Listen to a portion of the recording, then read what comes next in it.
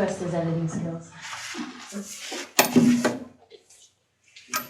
Okay, we'll get started. For those of you who don't know me, I'm Robert Kandaric with KLW Appraisal Group. We're working with the town on the reassessment project for 2026. Excuse me, with the assessor Tina, Dana, and Leanna as a team on this project to do a reassessment of all the properties for the 2026 tax roll year. The goal of the project, I'm going to try and go through this kind of a little bit quickly. If you have any questions or if you want clarification, just stop me. And since there's just a few of you here, you know, it's harder if it's a big room and I tell people hold everything to the end, but this is small and we can get through this pretty quick.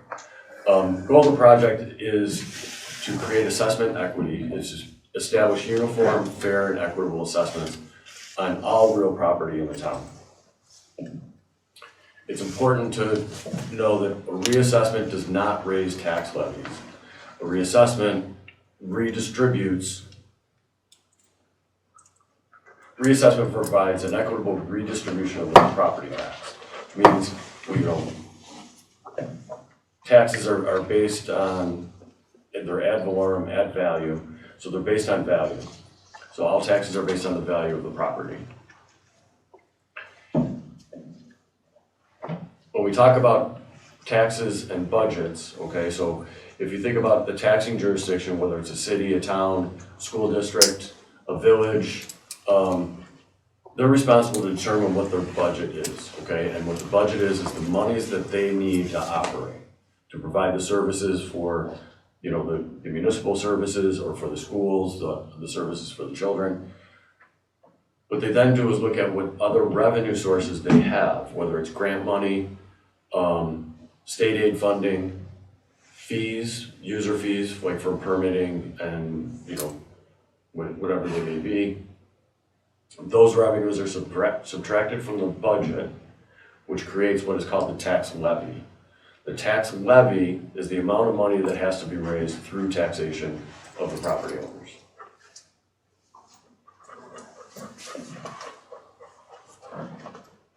We talk about assessment equity in the very beginning, and that's a goal of this project is assessment equity.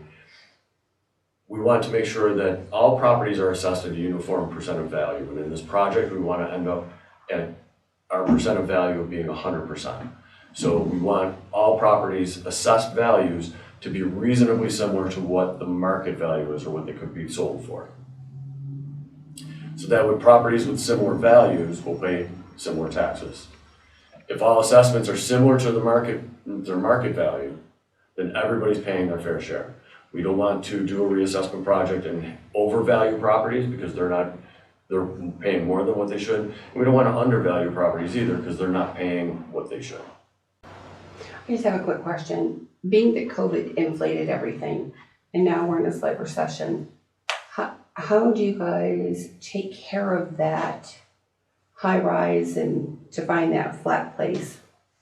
Does that make sense to you? The value of a realistic value, not the one that's been inflated and it's starting to come down and level out now? Well, I don't know that we've seen coming down and leveling up. But what we try to do is in this project, we're not going to go back and select sales back to 2020. That's too far back. We will go back a couple years. But what we try to do is pick sales that are more current, that are reflective of the current market, okay? Instead of going backward, picking sales that are older. Now, when you have a community that doesn't have a lot of sales, you don't have a lot of choice. You have to go back in time to do that. But we make adjustments, what we call time adjust the sale price to bring that sale price from that time that it occurred up to what it would be now. Because we know during COVID, the money that was there then is not the same money that's here now. It's not.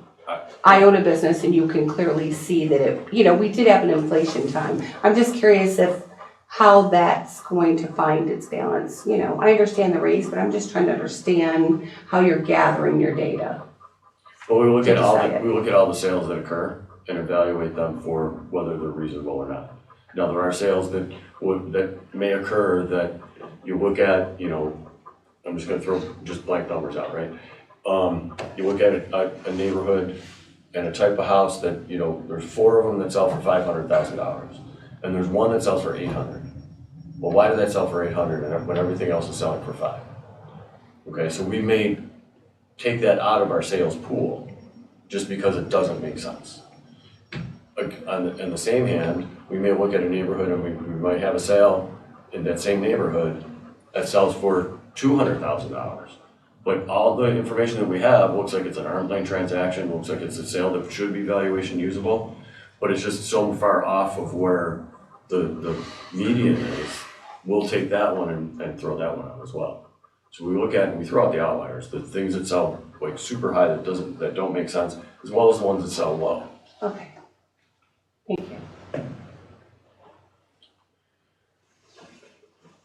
So if one property or neighborhood is significantly currently underassessed, not only are they paying too little in taxes, but other property owners may be paying more than what they should.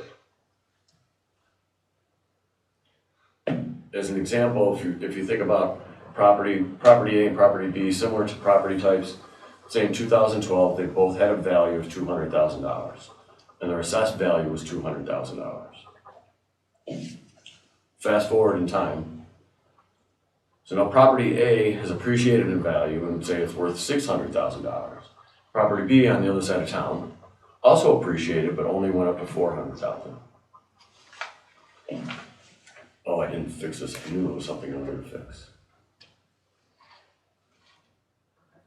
So what happens is both properties are now saying they're paying the same amount in taxes, okay? However, they have very different market values. What that means is property A at a full market value of $600,000 is not paying their fair share. They're paying less than their fair share. And property B is paying more than what they should, okay? What that means is that property B is, if you will, subsidizing the tax liability of property A.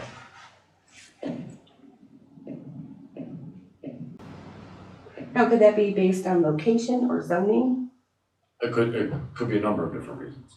A lot of properties may appreciate at different rates or depreciate at different rates than other properties in the same area.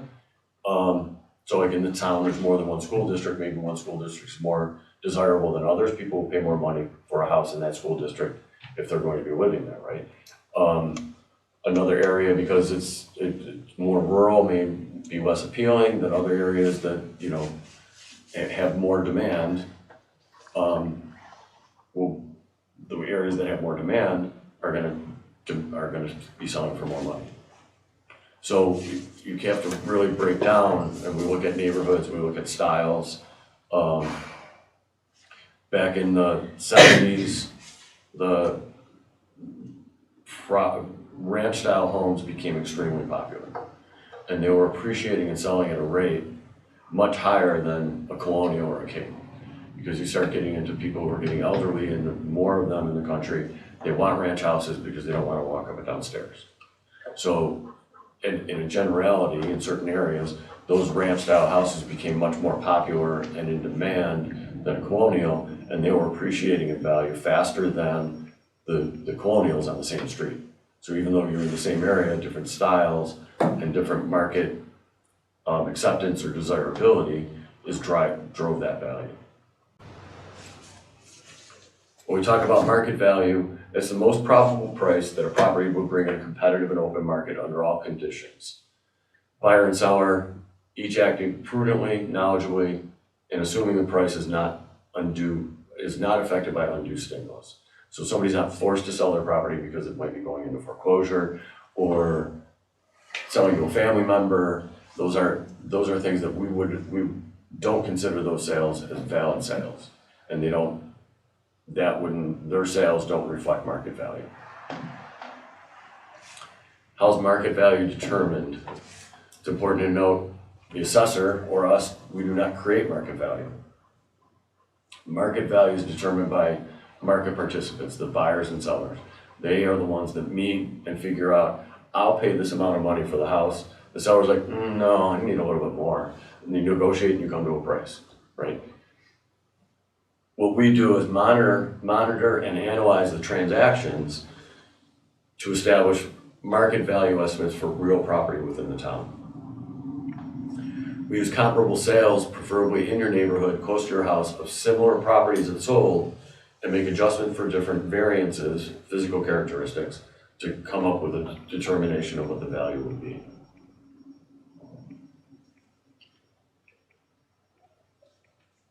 What drives value? Most often it's a location. But some locations are more desirable than others for various reasons. Market participants are the ones who determine which neighborhoods, areas, or property types are in demand and paying higher prices for homes. There are other influences that drive market value, economic influences, such as the demand in a neighborhood. It's historic right now. The availability of listings is historically low, pretty much across the country, which is driving prices. You still have people, the same amount of people that want to buy houses, but there's just not as many available. It's simple economics, supply and demand. The interest rate's driving that, right? Actually not, believe it or not. Believe it or not. So you think the interest rate is not driving it? No, I do not. We've looked into a lot of markets, coming out of COVID when interest rates were, 2.63, 2.5, and 2 years later, the interest rates jump up into sevens. The values of housing was still going up, and we still had the same amount of transactions. It did not affect it. I would have thought it would have, because a lot of people buy houses based on the monthly payment, right? So people buy houses like they lease a car. What's my note on it? But do you think people in Old Forge buy houses that way? Because I don't think they do. Do people what? Do you think people in Old Forge, not all people in Old Forge buy houses that way. They don't, the monthly payment's not an issue. Because some people could pay by cash. Right. There are people here that it is, and and that's important too, because we need housing. Understood. But to answer your question, you asked if interest rates really affect the housing market, and to be honest with you, it really didn't. Although in my PowerPoint, it says interest rates and resulting buying power of consumers affect value. However, counterintuitive to that is we saw in a lot of markets it did not.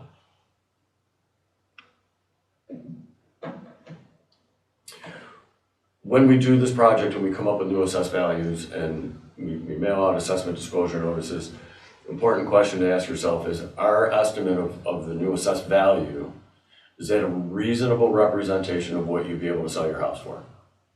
If it is, then we did a good job, right? If it's not, we have means to talk with people to remedy that, to figure out why we may be off. So much like one of the handouts, we have the project timeline. Currently, the assessor's office is going out and doing the subject property data verification, which means they're going and visiting all the properties in the town to make sure that the information that we have on file is up to date and accurate. July 1st is the valuation date of this project. That's important to know, because when we do a reassessment project, we have to have an effective date of value, okay? And by law, it's July 1 of 2025. We will not consider any sales that occur after July 1st. So we look at the market conditions as it was on July 1st. September or August through September, our team will be looking at sales and market data to analyze what's going on in different neighborhoods, sale prices of different types of housing, what's going on with the value of land, that sort of thing. Starting in September through the end of the year, we'll be doing valuation production and valuation review. So we will be producing values on every type of property in the town, whether it's vacant, improved residential, seasonal, commercial, industrial, state-owned land that's taxable. We will be revaluing all of that. We'll also be doing a field review of those values to make sure that they seem reasonable and appropriate for the property. March 1st is a tentative assessment rule. That's an important date too, because all properties are to be valued in the condition that they are in as of March 1st. So as an example, in a project that we did, we came up with our values March 1st, our assessment disclosure notices went out. On March 12th, a house burned down. Because of this law, we couldn't change the assessed value because it had to be as the condition as it was on March 1st. I think the Board of Assessment Review changed it though. Quick question, what is the current tax levy right now for the town of Webb? The levy, What is the current town tax levy right now? What is that number? I don't know that off the top of my Do head. you know? Okay. Bonnie, do you know? Not off the top of my head. Okay. Do you? I can guess, but I'm not gonna say a number unless I know it for sure. Okay. I know close what it is. Okay. Foot and mouth. In February, I have to change this. March of 26.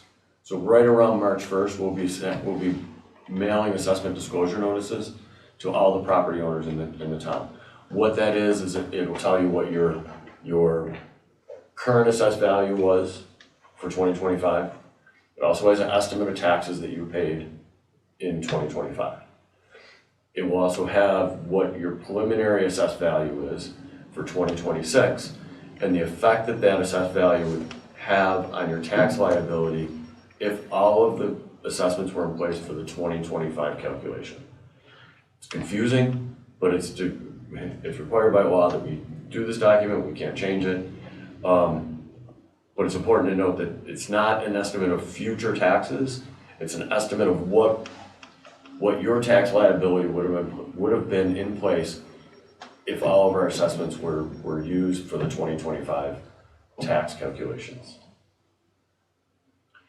In February through March and probably beginning of April, we'll hold what we call informal meetings. The meetings are for property owners to come sit down with either myself or one of our people to go over the information that we have on your property, to answer your questions on how we develop the assessed value, we'll address any of your concerns if you think that that's not a proper number, and take your information on why you think it's that way. We look at it as an exchange of information. We tell you how we got to where we got to. You tell us why we're crazy. Then we have a conversation on why things are what they are. There's lots of issues that may come up on a property that we wouldn't know about, that the assessor wouldn't know about, because we can only look at the outside of the property. We don't know what the overall condition of the inside of the property is in. We don't know, somebody may have made an assumption that second floor was finished, but it really isn't. Okay, so it might have been, originally on the building plans it was supposed to be finished, but it never was. We don't know that, so our square footage may be off. Various other situations that arise, there's too many to list. But we will hold these meetings for property owners. We will hold them in person here in town. We will also hold Zoom type meetings so people can do remote meetings or phone conferences, because we have a lot of second homeowners here and they're not going to be coming up to Old Forest to meet with us. And people can also send in information via email or mail to us for us to review. After we review all that information, we may make changes to assessed values up until February or May 1st, which is tentative assessment roll. When the tentative assessment roll is filed, that file is frozen and nobody can make any changes. I can't make any changes, Tina can't make any changes. The only way a change can be made to that assessment roll is through the formal grievance application and a recommendation by the Board of Assessment Review. Formal grievance day is May 26th. To file a formal grievance, you have to fill out a form. It's an RP 524 form. Include any supporting documentation, and you can either submit it to have the board the Board of Assessment review that information, or you can have a hearing and present that information to the board. They'll make their determination on any changes, and then final assessment roll is July 1st, 2026. At that point, those are the numbers that are going to be used to calculate taxes. The first tax bill that's going to be used, or that our assessments are going to be used on, will be September of 26 school tax bill, and then town and county in January of 27.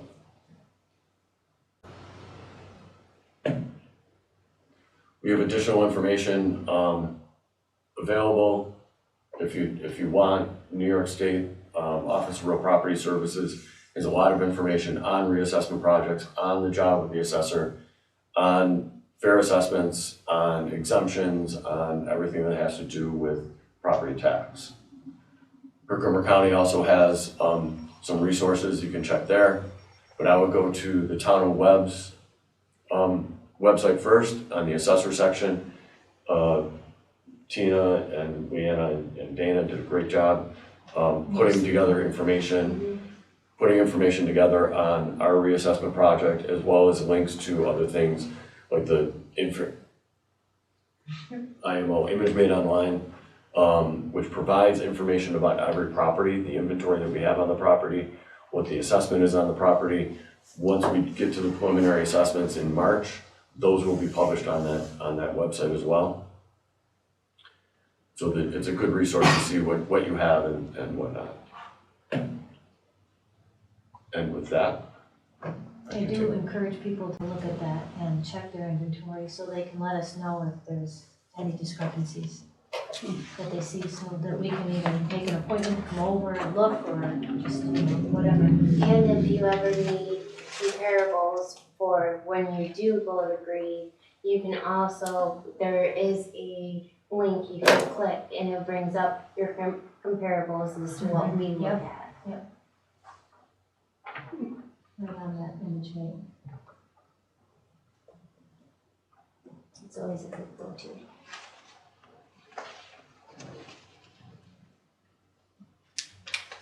so here's the assessor's website.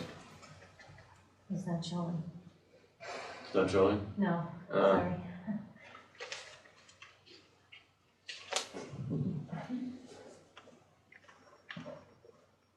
Of technology. The presentation takes over everything.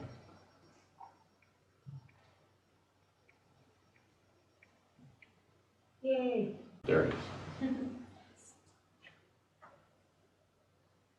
And you can also look at the current sales there. All the sales are up there so that you can see what things are selling for, that the reassessment values will be based on, because it's based on our sales. Do all the valid sales for broken down by month.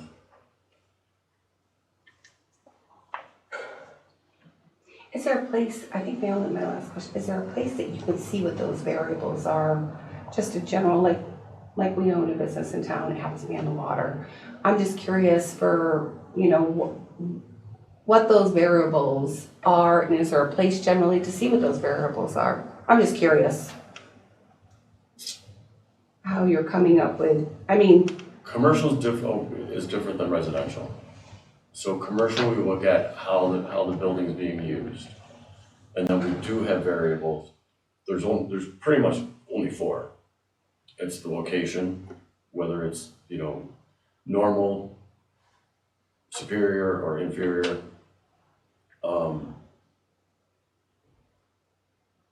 That's desirability, there's condition, there's grade, there's effective year built. Also, if you have water frontage, that will play a part as well into the valuation.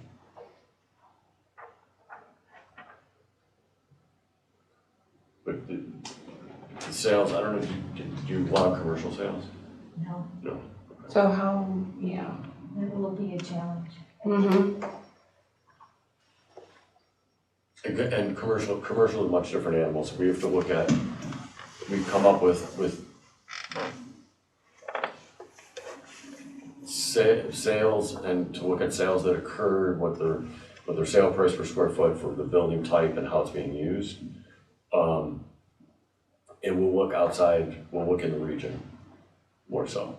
Now we stay away from things like, we're not gonna look at, and somebody brought this up this morning, we're not gonna go to Rome and Utica for sales.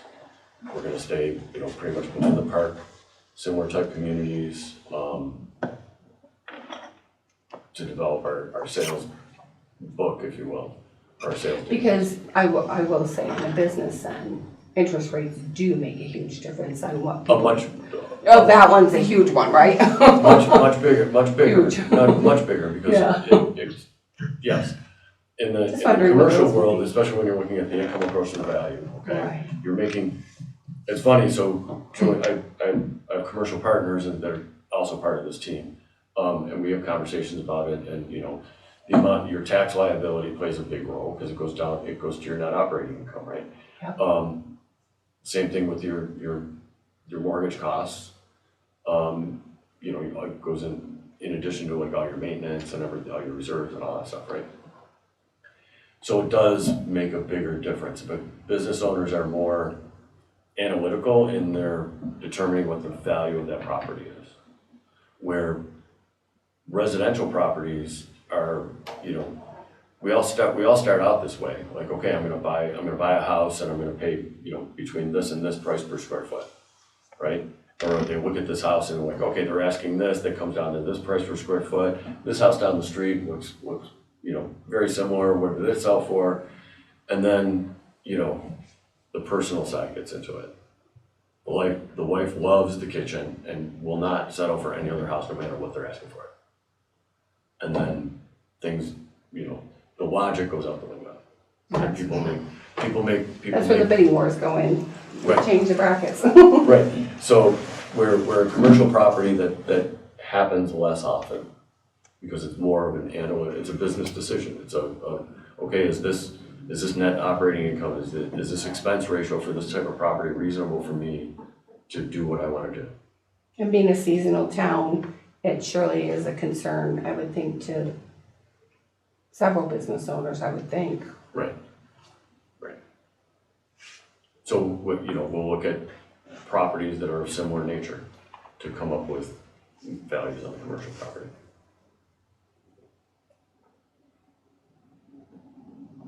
Anything else? Do you want to see inventory that line? I just, I'm comfortable with what I've heard from the assessor's office and what I heard earlier today in your presentation.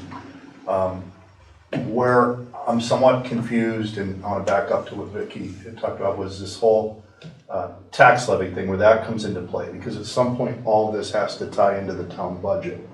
And when I look at the 2025 budget, I see that, if I'm understanding it properly, that property tax revenues are about 3.7 million with a total budget of about 9.3 million. So I'm trying to understand how that number for the property taxes is derived at in the budget and how it backs into the assessment process.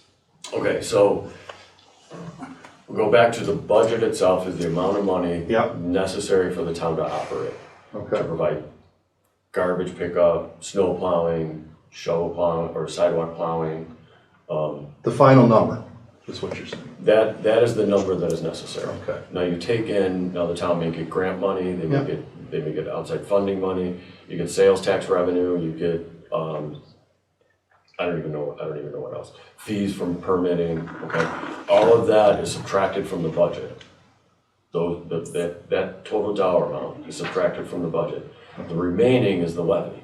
So let's say the budget's 9, the levy's 4, that means there's $5 million of funding coming in from sources other than property owners, other than taxation. So now you have that $4 million, okay, of that levy.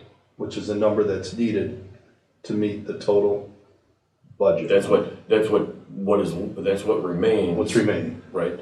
From the taxpayers to pay. That's from the taxpayers, right? So you get money from the state for something, that comes off the budget, all of those different line items, now you have a levy. Okay. So now how that relates to assessments is now you look at your levy. Yeah. Okay, then you look at the total taxable value of the town. Now you have to look at the taxable value because schools don't pay taxes, churches don't pay taxes. There are exemptions, there are agent exemptions, right? Yep. Okay, that reduce the exemptions reduce the liability for their property. So it reduces the value of their assessed value of their property. So you look at the total taxable value in thousands, okay? That's important. And then you take the levy divided by the total taxable value will give you your tax rate, Okay, okay?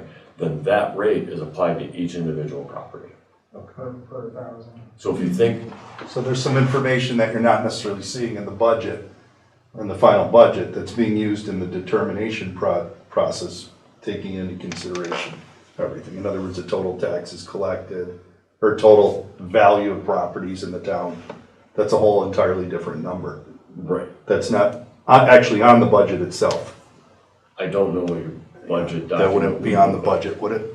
The total, It absolutely is. Is it? Budget, yes. where would it be on? I would have to have the budget in front Okay. of me on the website. Okay, yeah, I didn't. Typically, the levy is shown, because that's real, that's, okay, Okay. so this Yeah, I'm is just like, trying to so it's like my assessment disclosure notice that I send out that shows the tax liability. I hate that it shows that, okay? But at the bottom line, your assessed value, the change in your assessed value is one thing, okay? But what people really care about is how that affects their checking account, right? And how it affects their money. They don't really care necessarily about the value. It's how it affects their taxes, okay? And I don't like it to be on there because this is not a taxation project. This is a valuation project. Okay, so to tie it back to the levy and the assessments, right? You look at the budget and the levy. So the levy is what has to get raised through taxation.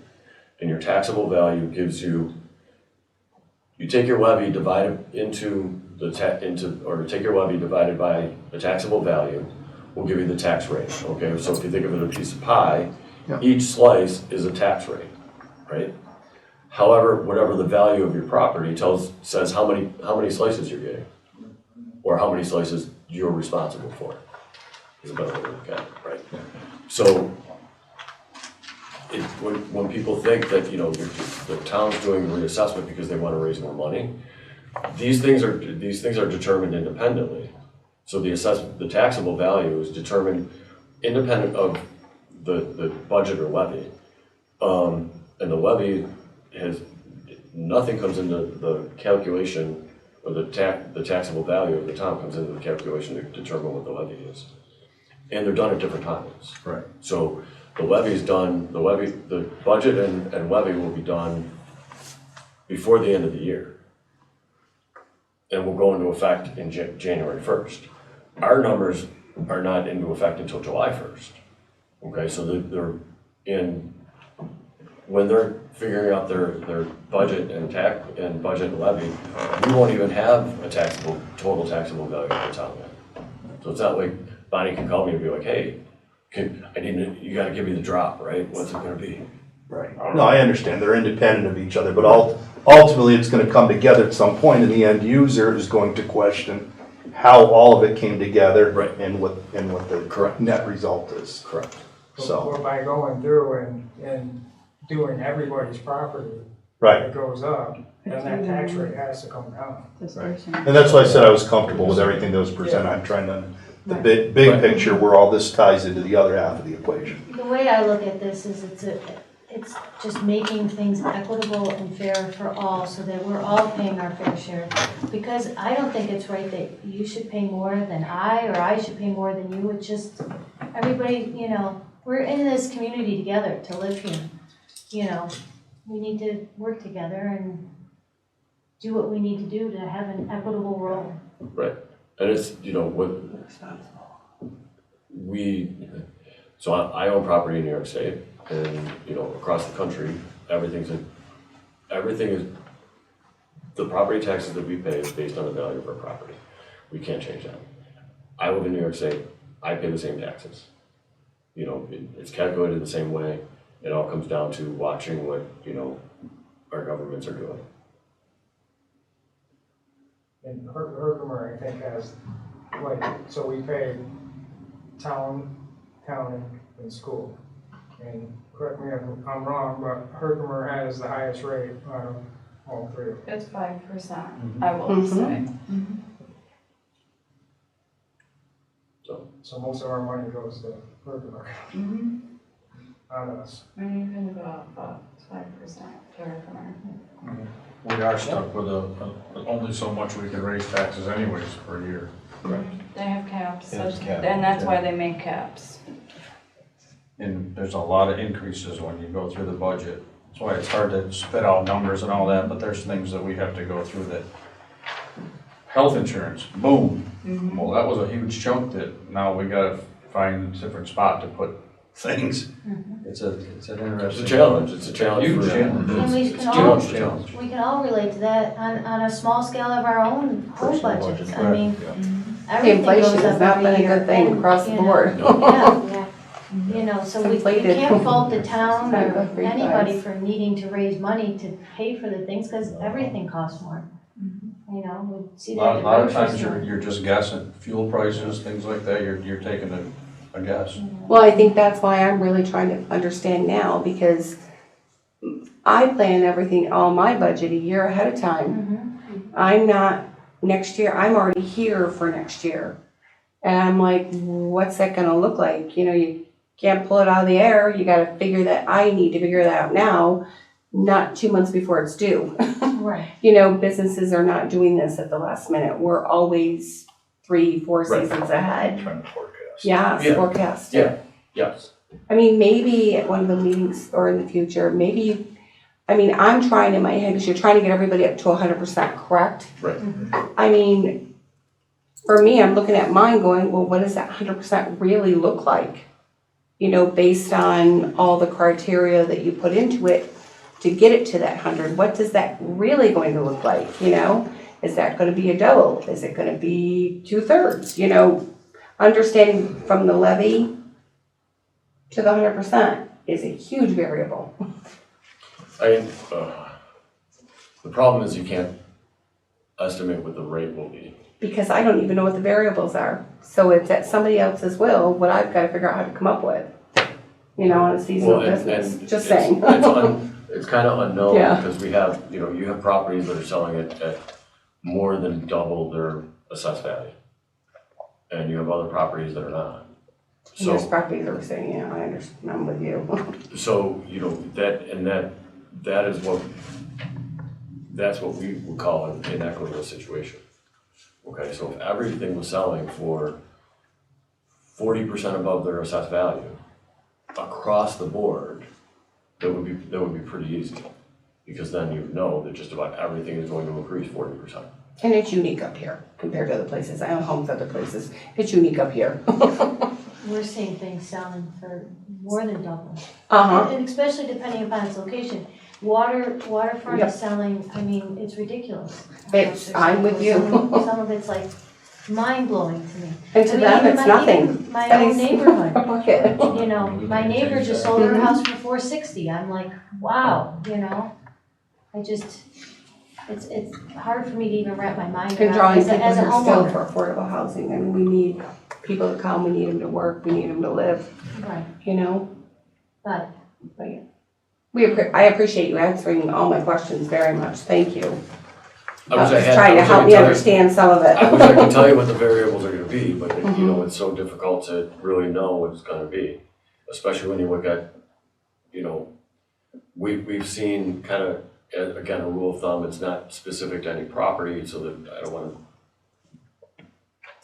I'm gonna say something, get myself hung. It's just But- general, is what you're In saying. general, and what we've seen in a lot of communities across New York State, recreational communities, cities, first-ring suburbs, is improved residential properties are appreciating at a rate much greater than that of commercial properties and vacant land. And what ends up happening is that the state determines the equalization rate for the town, okay? And that is based in large part on the sales of properties, okay? The majority of which are residential, so the most weight in doing that determination is the residential sales and what they're selling for in relationship to their assessed value.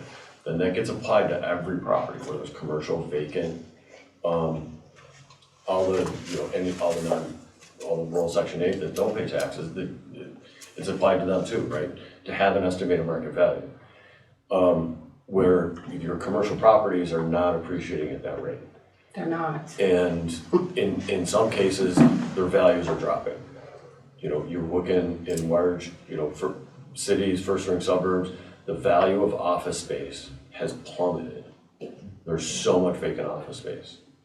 Working from home. To the point that in where I live, outside of the city of Buffalo, there's commercial developers that own office buildings that are moving their office tenants around in the building, and they're redeveloping the whole building and putting in apartments. Because it doesn't make, they can't get tenants in. So I mean, there's so much at play that, we want to take into consideration all of that, because we're not just valuing the residential properties, we're valuing all the vacant land, we're valuing the commercial, we're valuing the industrial, we're valuing the churches, the town buildings, we're valuing everything. So, we will take all that into consideration when we do that. And valuing all these properties, that means like these guys have to go out and collect, correct? That's what they're doing right now, To each parcel, like each property. each improved property. Yep. And Town of Webb is big. Very- It's big. Yeah, It's a lot of work. with Beaver River and Doors Lock. Yeah, we're going out to Beaver River next month, we have an appointment for Beaver River, Stillwater for the boat access. Steve Baker's gonna take us around Big Moose Lake to do the lake access ones. But Dana's already done from McKeever all the way up to, the bridges, the train as you come into town. Together, we did O'Carroll Lakes, we've done all of O'Carroll Lakes. We've done Big Moose, the beginning of Big Moose, we just did that.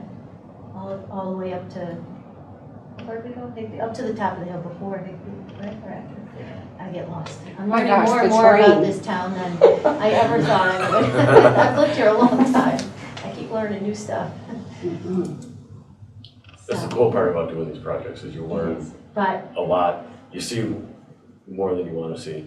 Learn a lot of history. Meet a lot of good people. And all that I've said that we've done, we were talking about this before, and then Dana goes, yeah, and then we have Eagle Bay, and don't forget South Shore Road, and 28, and I go, okay, Rondax. Piece of Uncas Road. No, It none of, doesn't touch it? no. Only the Browns track doesn't touch? no, no, it Okay. ends at, BJ Queens, just before It that. does, okay. Yeah, last, Mine was. Yeah. That's Long Lake, I'm thinking that's Long Lake and Rackley and, That's The fine. county line just traveled right through Station. right through the train station. then you go away and. That must be a across the good one. street. Yeah, the villas, but they have to It's go gotta all the be way to big. Rock Lake. Oh. Yeah, and there's several Yeah. parcels down on, Bear Creek Road that I completely didn't even think of, like the Blinking Light in Woodgate. Who'd have thought we go all the way, go down that, We don't go down 28, but we go backside. yeah, so, It's crazy. And Woodhull and. yeah, oh, yeah, thanks. Yeah. Okay, let's stop talking about this. So we just begun. A big undertaking. Very big, and we're doing the best that we can, you know. All you can do. It's been great though. And they come back and they tell me all the time that because they go up and they knock on the door to see if anybody's home, and if not, most people now have Ring cameras. So they talk and hold up their badge and everything. But the people that they do encounter are really been really nice, supportive. They go out with these packets and, I mean, it's been a great experience so far.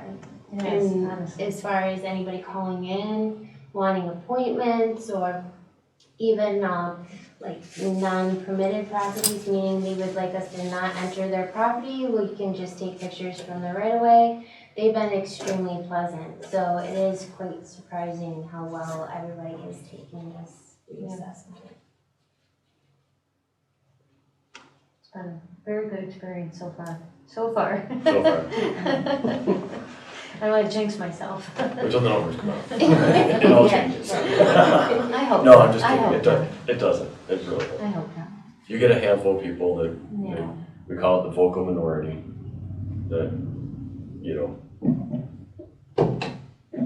Well, I think when you have knowledge and people are able to ask questions and you're able to move through some concerns, I think it can lessen a lot of that, That right? would- Transparency is a good thing. and that's what we strive for. That's why, you know, Appreciate we it. put a lot of emphasis on the informal meetings for people, because that vocal minority is the one they're the ones that are gonna come out. We also get a lot of people that come and we're like, how'd you do it? I think the value might be all right, but how'd you get here? What went into this project and how did you get here? So we have a lot of people that come in that just have questions on the process. Those people that come in that are hot, me and my one appraiser that does a lot of this with me, it's a challenge for us. Like, you're not gonna leave hot. You're gonna understand what we did, why we did it, how we got to where we got to. You might not agree with the number, but you're not gonna be hot when you leave. We can have a difference of opinion, but, you know, you're gonna understand how we got to where we got to. You may have a different point of view, that's fine, we'll consider everything that you give us and you know, see if that deserves a change in value, but, you know, and over the last 2 years, I think there was only one person that's still left hot. But that was his personality, and he's just mad at government. So it really didn't matter what it was for. And actually what he was upset about had nothing to do with his assessed value. Nothing at all. It had to do with a different department in the local government. I can't fix that. So. Any other questions? And there's information on our website, and always feel free to call the office or send an email, anything. We're always here. And if I don't know the answer, I'll figure the final answer for you and get back to you.